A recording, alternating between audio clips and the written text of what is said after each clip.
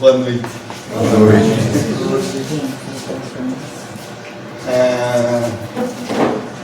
Que a gente possa então se deixar envolver, né, todos nós, pela presença amorosa da espiritualidade, que com certeza vai nos ajudar a ter uma maior e uma melhor compreensão, né, dessas informações que nos vieram através de Kardec e de outros benfeitores da humanidade. Então que a gente possa nessa noite aproveitar ao máximo esse tipo de informação, porque isso é uma coisa que nós estamos tendo à noite, estamos tendo contato. Todo mundo fala assim, o mundo está acabando, o mundo está uma bagunça, a dificuldade que o mundo, sabe assim, isso aqui vai acabar em nada. Então vamos pensar no seguinte, eu pus essa imagem exatamente por isso. Esse deve ser Jesus, né? Então nós estamos na mão dele, não precisa ficar muito apavorado não, porque tem quem cuida, certo? A nave terra está sendo pilotada por quem tem capacidade, então não precisa se preocupar. E veja, são tempos de transformação e não de extinção, né? Então, o que é transformação? É uma mudança, certo? E toda mudança ela é desconfortável.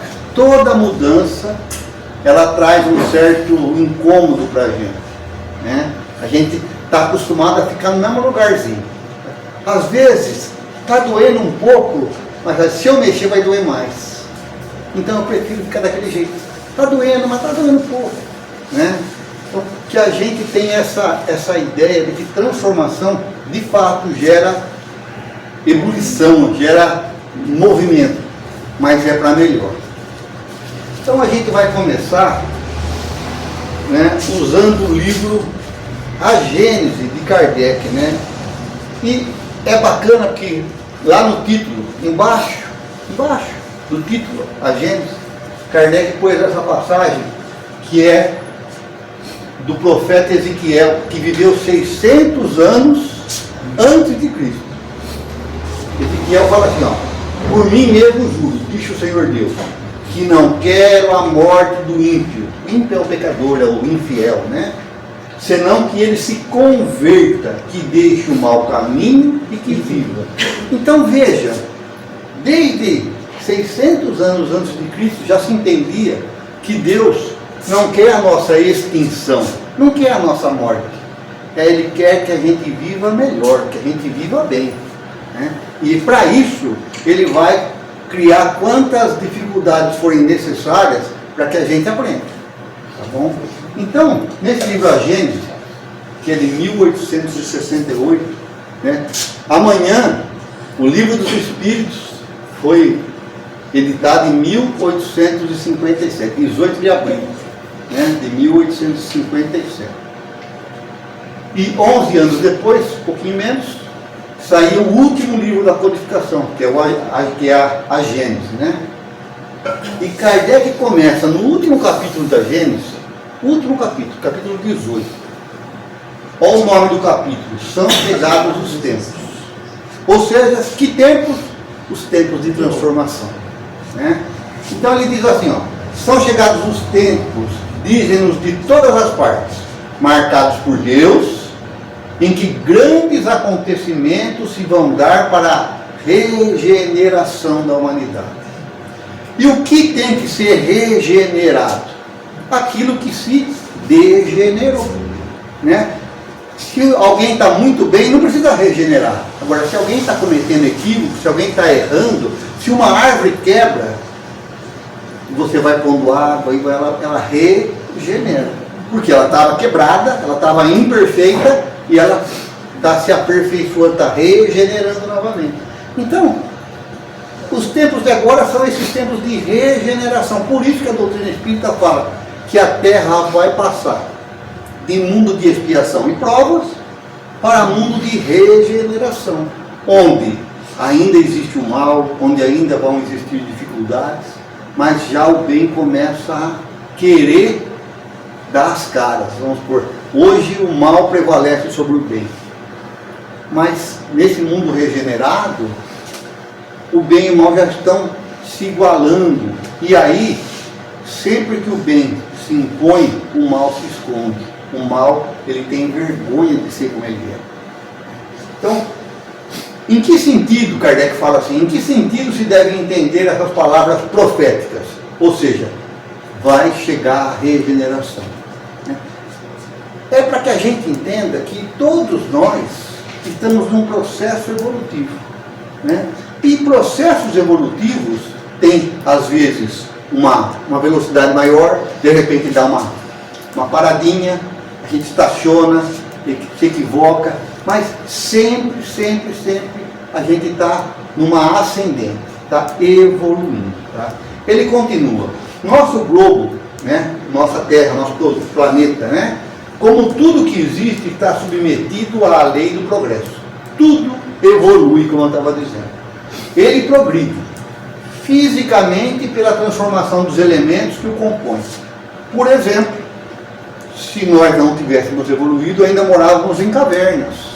Ainda a gente ia andar só de charrete, cavalo, mas já tem os automóveis, hoje já tem os aviões. Então, nós estamos evoluindo. A medicina, com esses exames de ultrassonografia, vários tipos de exames que são usados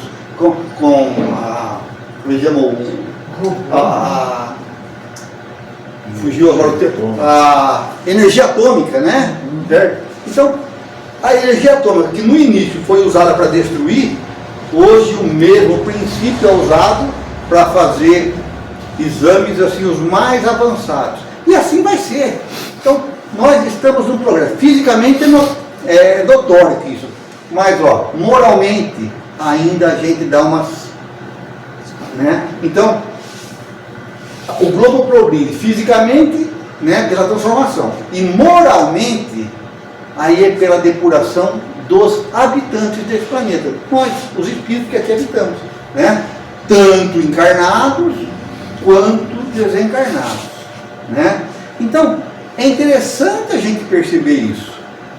A mudança física, ela está acontecendo. A mudança da ciência, da evolução tecnológica, ela acontece. A mudança material. Mas a mudança espiritual, ela está mais lenta, mais devagar.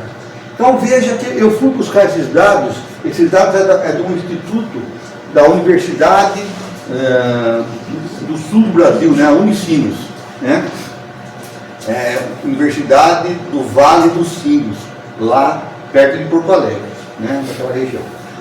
Na época de Jesus, a Terra tinha aproximadamente 250 milhões de habitantes. 250, ninguém não tinha censo naquela época, não tinha computador para fazer, não tinha nada. Então, mais ou menos isso. Tá? Ano 1000, 330 a 350. Vou lá pular. Ano 1500, de 450 a 500 milhões. Dobrou. Então demorou 1500 anos mais ou menos para dobrar a população da Terra. Depois, em 300 anos, a 1800, dobrou de novo.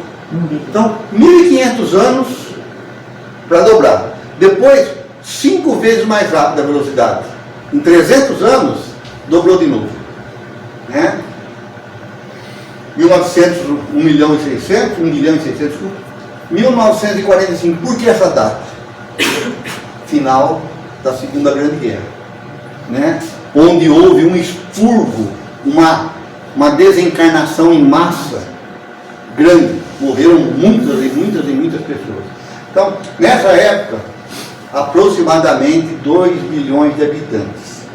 Nos anos 2000, 3 vezes mais, 6 bilhões, mais ou menos. Hoje, nós estamos com mais ou menos 8,3 bilhões. Hoje, 2026. Conseguem perceber a velocidade que está aumentando? Então, uma comparação. Demorou 1500 anos para dobrar, e projeções, dos estudiosos da demografia falam em 11 bilhões no ano 2100. Mas vai caber? Mas onde vai arrumar alimento para tanta gente? Bom, Agora eu vou pegar mais um dado. Esses dados são dados que estão à disposição para todo mundo. Agora, Emmanuel, no livro Roteiro, fala que a Terra, o livro foi editado em 1952. Talvez essa mensagem seja em 1950, 51, por aí. Tá bom? Ele falava que tinha 2 bilhões de habitantes. Está batendo com a informação lá que, né, em 1945, tá? 2 bilhões. Mas ele fala que ao redor do planeta existiam mais de 20 bilhões de desencarnados. 2 aqui, 20 lá. Mas agora tem 8 aqui.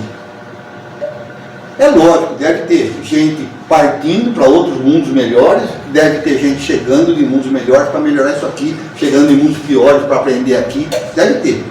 Mas o grosso, a gente percebe que está reencarnando, né? De 2 para 8 que nós temos hoje, certo? São 4 vezes mais. Então, a reencarnação está acontecendo com muito maior intensidade do que as desencarnações. Então, o que a gente pode pensar disso, depreender disso, é de que os espíritos estão reencarnando, certo? Eu nasci depois de 1945. Então...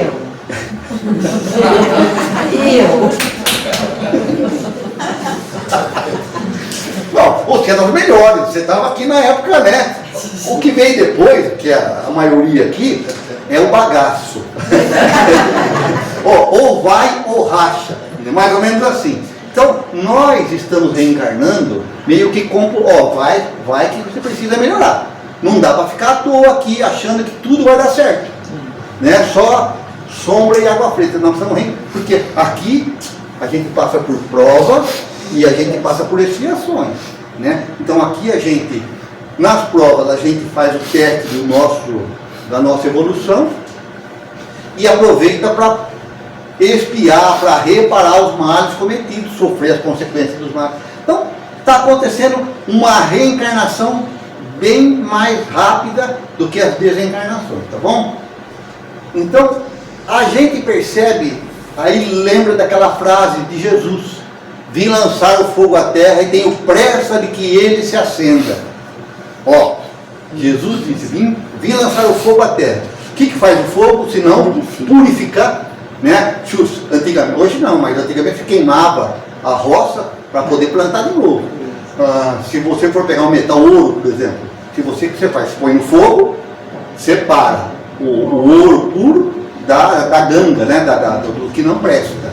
Então veja, o fogo é purificador. Então Jesus fala, eu vim lançar o fogo à terra. Ou seja, eu vim purificar a terra. E tem pressa que isso aconteça. Tem pressa, né?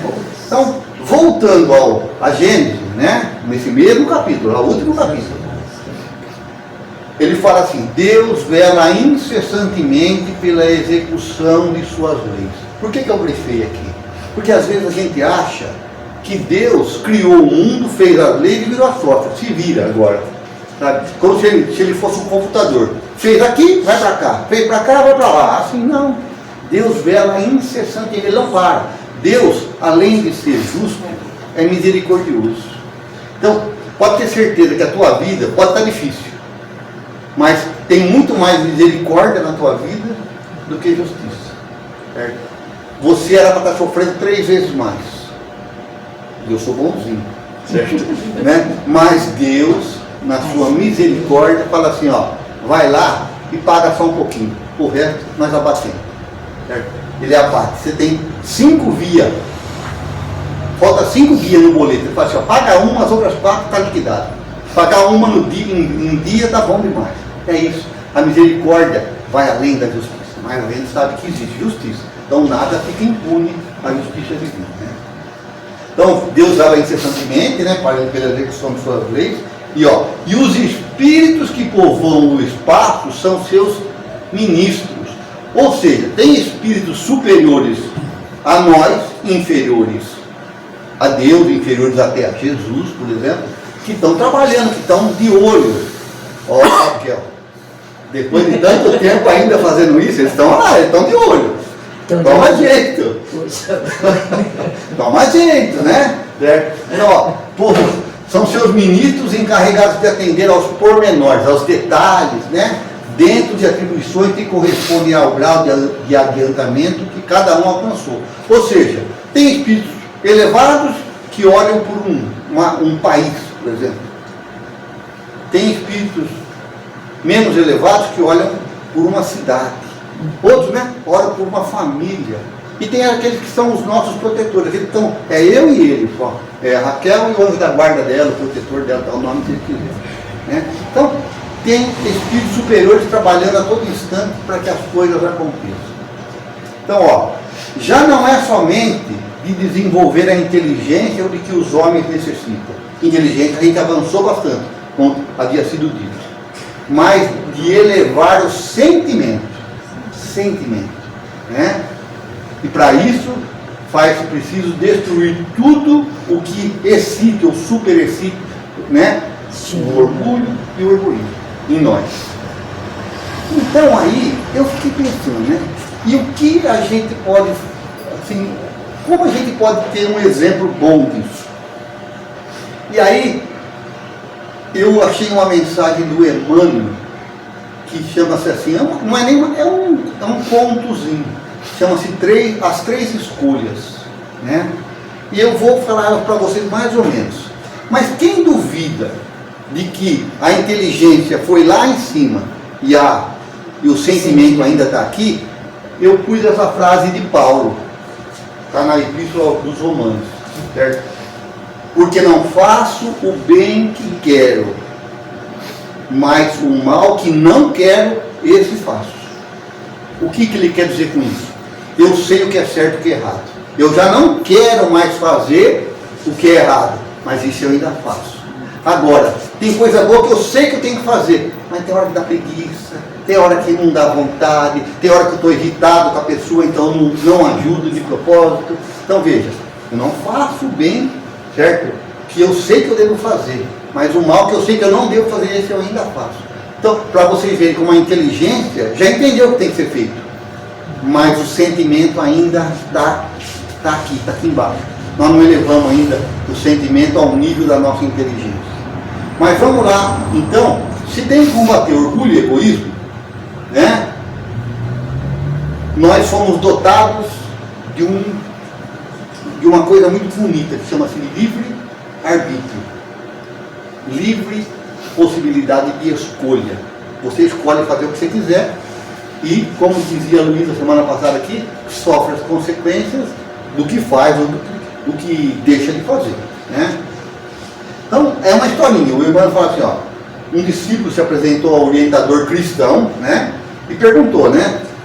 Em sua opinião, instrutor, qual é a lei que englobaria em si, ou seja, uma lei que abranja todas, né? Todas as leis divinas, todas as leis de Deus?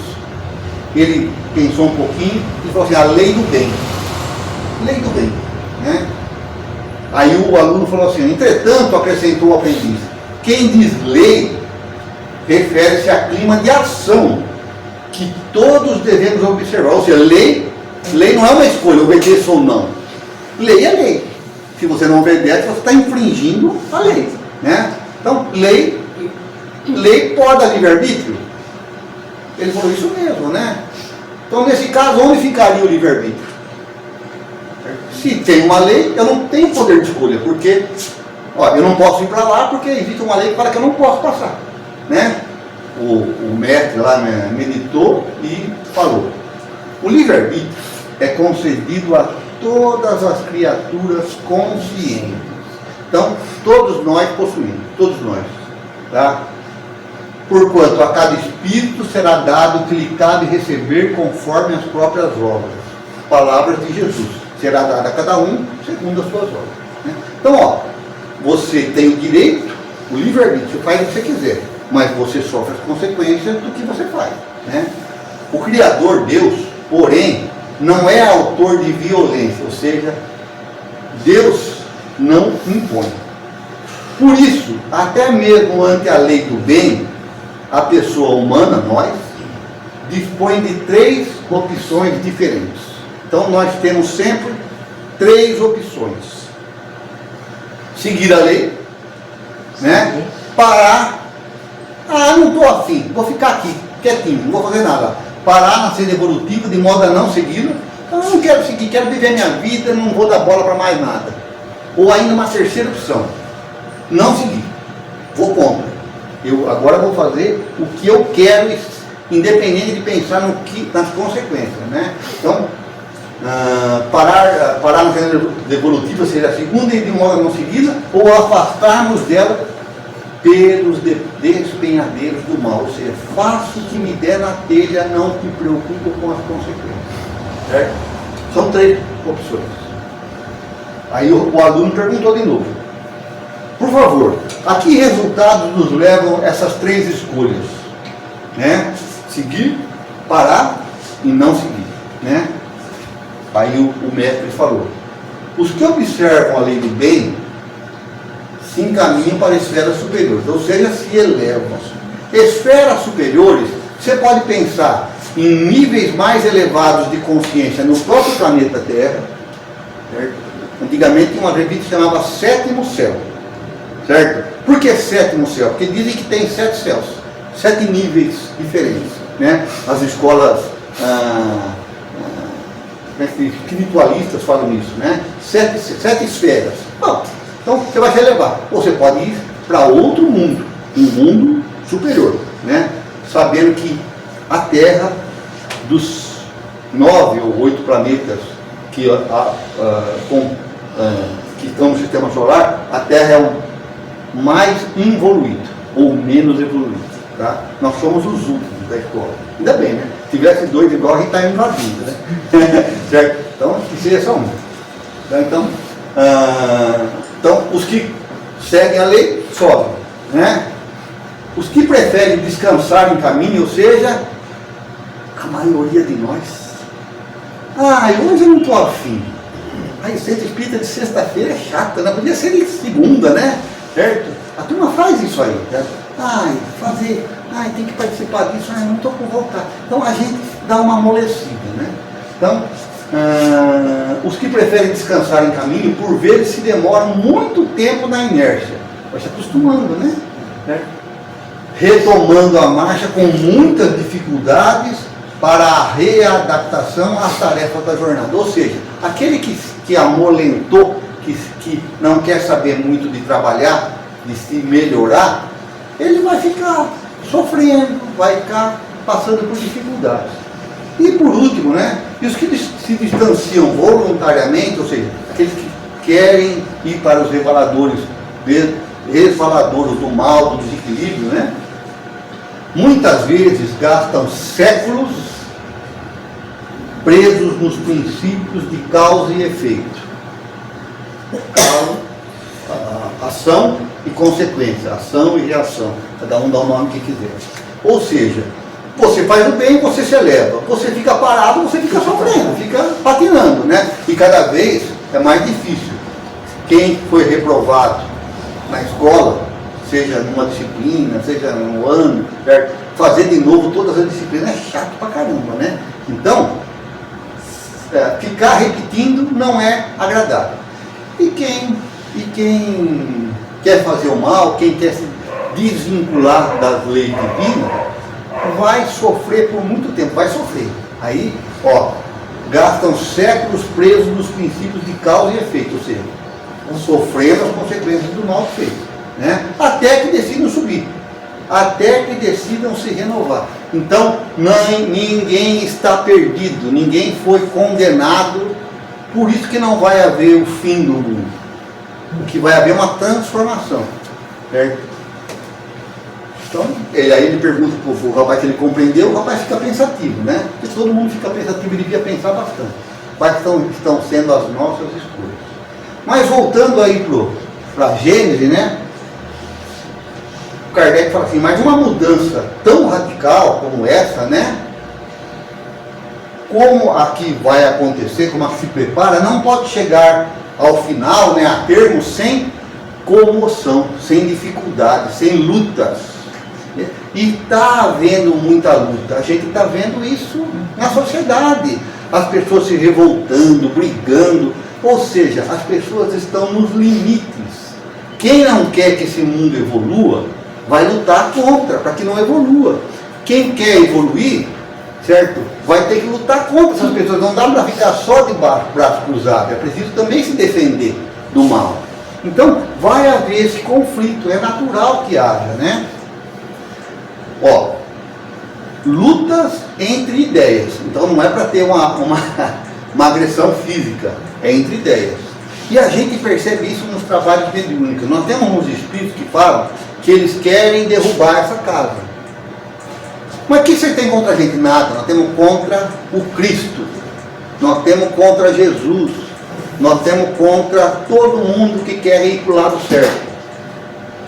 É uma opção. É um direito. Então, é uma luta que a gente tem enfrentado essas pessoas, né?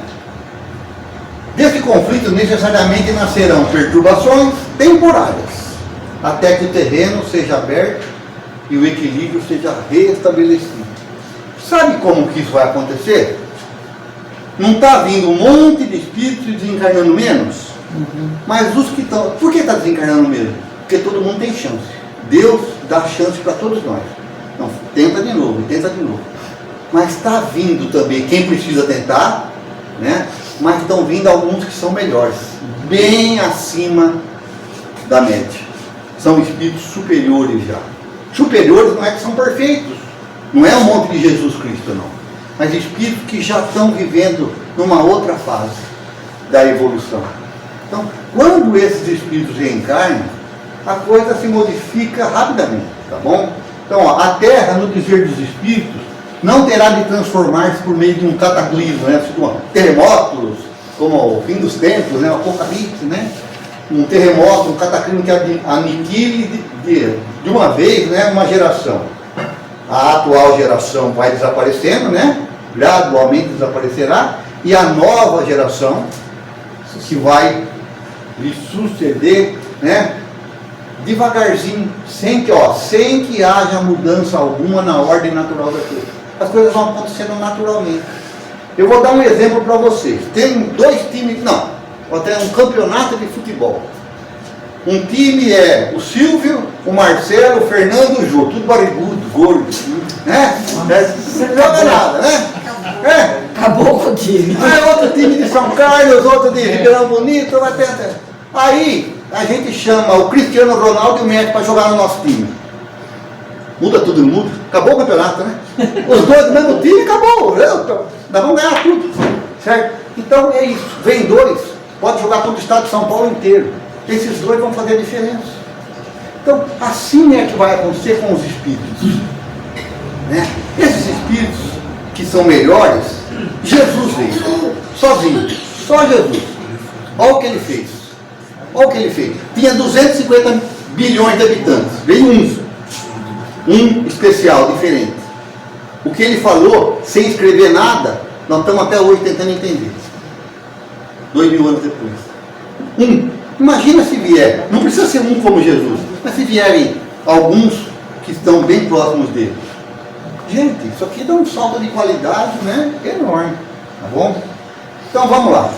Quem são, então, os responsáveis pela execução dessa transição, né, de mundo de expiação e prova que nós estamos para um mundo de regeneração? Quem seriam essas pessoas? Certo? Seríamos nós que estamos tentando melhorar? Não. Né? Então, na revista Espírita, certo? Fevereiro de 68, tem um tema, são várias mensagens dos Espíritos, né?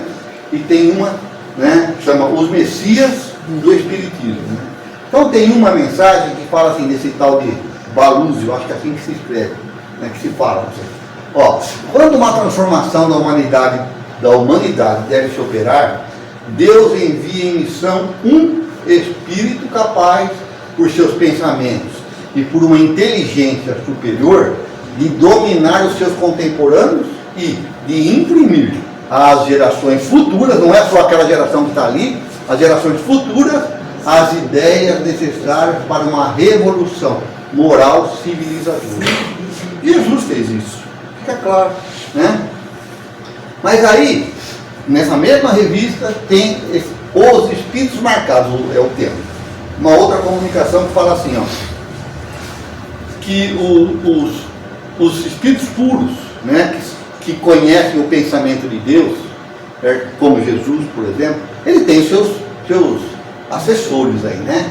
Então ele fala assim, ó, esses caras são os verdadeiros representantes de Deus. Então Jesus é um representante de Deus, né? Da qual tem o pensamento. Jesus não dizia, eu e o Pai somos um, ou seja, eu faço a vontade de meu Pai que está nos céus. Então eu não tenho vontade própria, eu já faço a vontade de Deus, né? Jesus falava isso, né? É entre eles que Deus escolhe os seus enviados especiais, ou seus messias, para as grandes missões gerais, missões grandiosas, uma mudança de estrutura do planeta, estrutura moral do planeta, por exemplo, né? Cujos detalhes de execução são confiados a outros espíritos, de menor grau evolutivo, com certeza, mas também, como eu disse, é o Cristiano Ronaldo e o Messi, para jogar com o Marcelo, com o Jô e com o Silvio. O que vai dar? Eles vão ganhar, vai ganhar, né? Não tem jeito. Então, esses espíritos vão estar encarnados e desencarnados. Então a gente tem notícia, né, de que muitos espíritos de outros orbes, de outros planetas, estão vindo para a Terra, estão se adaptando ao planeta para reencarnarem. Certo? A gente sabe muito bem que muitas das crianças autistas, certo, são esses espíritos que até estão passando por dificuldades agora, certo? Porque eles estão numa fase de adaptação. Como um espírito superior está nessa situação autista, ele se submete, porque uma encarnação de 80 anos não é nada. Não é nada, é um piscar de olhos. Então eles vão talvez de 1, 2, 3 encarnações com dificuldades até se adaptarem. Porque a gente fica achando que vai acontecer aqui, amanhã já está tudo mudando. Jesus veio há 2000 anos e a coisa está indo devagar, né? Então, esses espíritos estão encarnando, alguns estão se preparando para reencarnar, e esses caras vão mudar. São esses que farão o grande movimento regenerador que se opera. Então, já começou, mas ele vai durar um tempo ainda, né? Essa é a transformação de que nós estamos falando, né? E como você vai conhecer, perceber quem são esses espíritos? Seguindo Jesus, você conhece a árvore pelos frutos que ela dá, não é mesmo? Toda árvore boa dá bons frutos, toda árvore má dá maus frutos. Então, a gente vai conhecer essas pessoas pelas atitudes que elas têm, pelas palavras que elas pronunciam e principalmente pelas ações, né? Ações que estão ligadas a um valor moral superior, né? E isso é feito não na presença de todo mundo, mas no dia a dia, particularmente, sem que ninguém esteja vendo. Então aí você vai ver o valor também que esses espíritos trazem da humildade. Não preciso me mostrar para mostrar que eu sou bom. As minhas ações falam por mim, né? Fica claro, portanto, né, aqui seria um resumo de tudo que eu falei, que quem faz essa transformação de um planeta, de um estágio evolutivo para outro, né, não somos nós que estamos aqui penando ainda para não fazer bobagem. A gente luta, como dizia Paulo, para não fazer o mal, né, porque a gente ainda age muitas vezes na emoção, no impulso, e faz bobagem, né. Então, mas quem vai fazer isso é quem já está vivendo há muito tempo essa regeneração. São eles que estão voltando e que vão dar esse impulso que está faltando para que o mundo, a Terra, se modifique. Então muitos espíritos estão tendo a última chance aqui na Terra.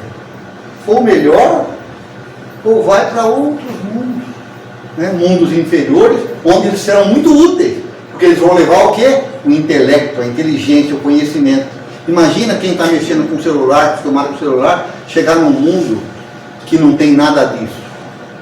Quanto ele vai, um cérebro já mais adiantado, né?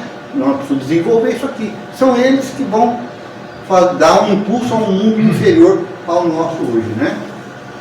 Então só pode guiar quem já conhece o caminho. Então esses espíritos vão nos guiar, eles já conhecem, eles são de lá, vieram aqui para nos ajudar a nos levar lá, né? Então, a nós que estamos aqui lutando, compete 3 coisas: trabalhar o nosso conhecimento, certo? Conhecimento das verdades evangélicas, por exemplo. Jesus disse: conhecereis a verdade e ela vos libertará. Libertará do que? Da ignorância, do instinto, né? Então, conhecimento é fundamental, gente.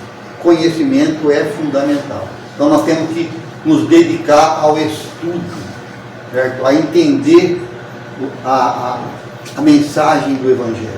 É fundamental. O autoconhecimento, conhecer-se, porque às vezes a gente fica deslumbrado com, nossa, conhece, fala o Evangelho de trás para frente, mas tem problemas íntimos que não consegue resolver. Por quê? Porque não se conhece, não fez aquele mergulho interior que todos precisamos fazer. Eu tenho ainda em mim uma certa carga de orgulho, uma certa carga de egoísmo, eu sou vaidoso, ou eu sou desprendido demais. Eu tenho um monte de defeitos que eu preciso trabalhar. Às vezes o desprendimento não é desprendimento, mas é desprezo pelo que o outro pensa, pelo que o outro sente. Então, a gente precisa se analisar, se conhecer. E o terceiro seria fazer o bem, né? Praticar o bem. Então, fazer o que é certo. A gente já sabe o que é certo, vamos praticar. Então, dentro do possível, dentro do que nós somos capazes de fazer, vamos fazer o melhor, tá bom? Para encerrar, eu lembro da parábola das 10 virgens, para vocês perceberem que Jesus também falou. Porque essa parábola das 10 virgens, Jesus disse no sermão profético, capítulo, se eu não me engano, capítulo 25 de Mateus. Tem 28 capítulos do Evangelho de Mateus, está no 25. O sermão profético é lá no final, né? E Jesus fala da parábola das 10 virgens. Aqui eu acho que todo mundo conhece, ou não conhece, né? Mas vamos lá. O que é a parábola das 10 virgens? Jesus está fazendo esse sermão profético e ele fala que o reino dos céus é semelhante, é sempre assim, né? É semelhante às 10 virgens. O que ó? As 10 virgens que, tomando a sua lâmpada, saíram ao encontro do noivo. O que é isso? Nos casamentos judeus, né? A noiva ficava esperando o noivo, eles eram feitos à noite, né? A noiva ficava esperando o noivo e 10 amigas da noiva, 10 moças novas, virgens, né? Puras, ficavam esperando o noivo para entrar com o noivo na cerimônia de casamento.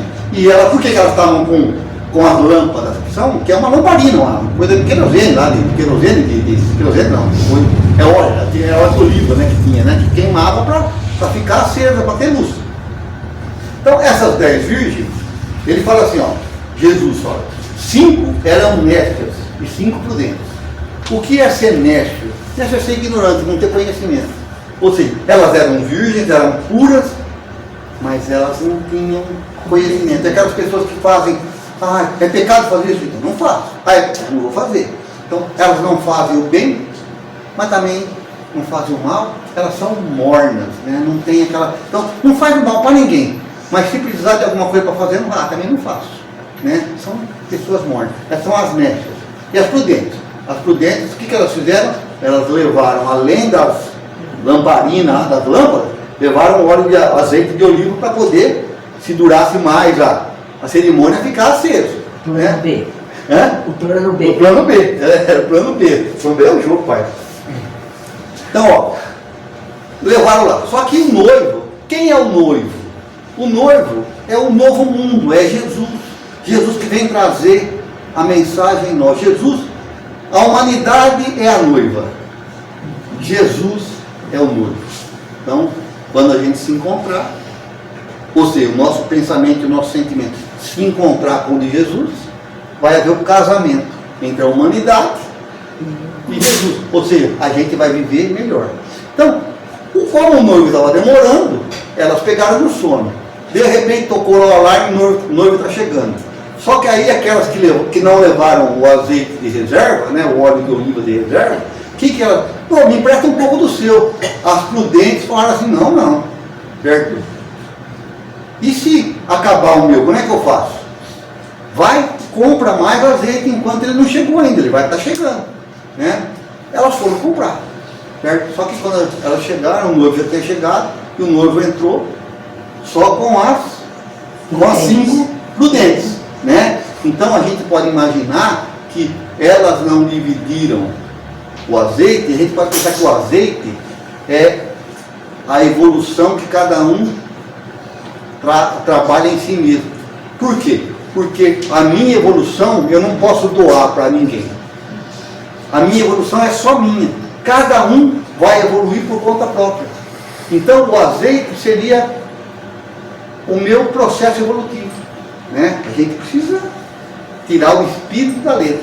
Então aí, no final, o Jesus fala assim, né, no final da parada: em verdade vos digo que não vos conheço. Falou para as moças que estavam batendo na porta querendo entrar, as 5 netas, né? Portanto, vigiai, porque não sabeis o dia nem a hora. O que ele está falando aqui? Vocês sabem quando vai ser a mudança de regeneração? Alguém aqui sabe se é a última encarnação dele ou não?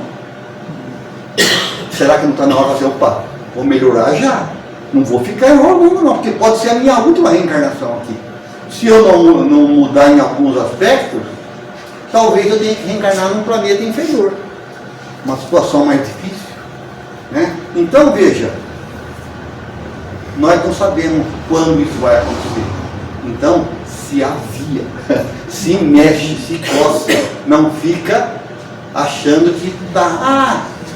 se eu não estiver muito bem, o Marcelo me ajuda. Não ajuda. O óleo, o azeite é só dele, não é meu.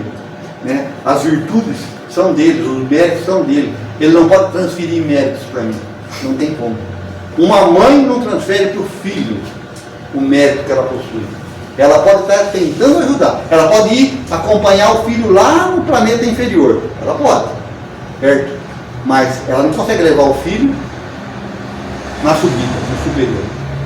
Então, como nós não sabemos nem o dia nem a hora, né? Que a gente acenda a nossa candeia, né? Que façamos brilhar a nossa luz. Eu acho que essa é a proposta. Que a gente faça brilhar a nossa luz hoje. Não deixa para amanhã. Porque amanhã pode ser tarde. Amanhã pode ser que você passe por um processo difícil e não esteja mais em condições de fazer o que hoje você poderia estar fazendo. Então, aproveita. Aproveita enquanto é tempo. Acho que é isso aí, gente.